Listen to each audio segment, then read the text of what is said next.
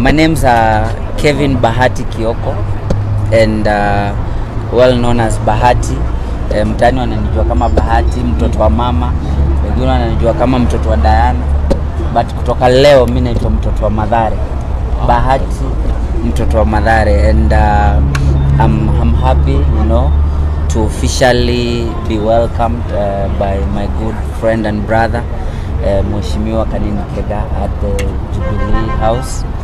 And I'm proud to announce that I am a proud member of the Jubilee Party and the AZZIAD movement. Absolutely. From my hometown, you know, I've been getting requests, na people wakinipea calls that, you know, nimekuwa nafanya a lot of projects nje ya Kenya kutoka wanitume. Unajua watu wa Mathare ndio walinituma nje kama msanii after they supported me.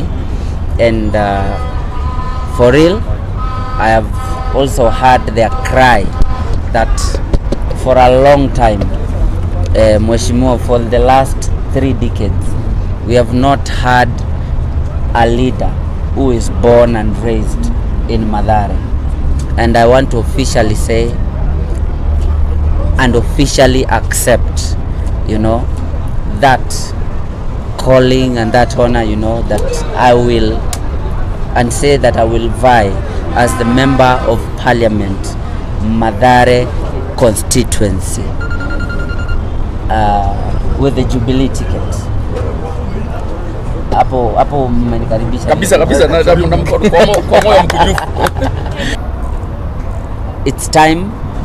This is the day that the Lord has made, and I just want to say it again and again that I was born and raised in Mathare. Now for the last, right now niko 29 years old, Mheshimiwa.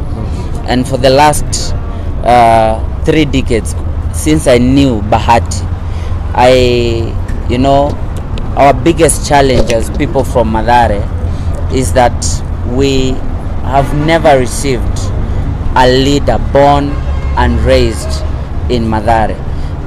It's time for Mathare constituency to get a son that was born and raised and that understands the people of Mathare. So I want to officially say, and I want to officially declare that Bahati, mtoto wa mama, Bahati mtoto wa Mathare, will be vying as the member of Parliament, Mathare constituency, on this coming general elections under the Jubilee ticket.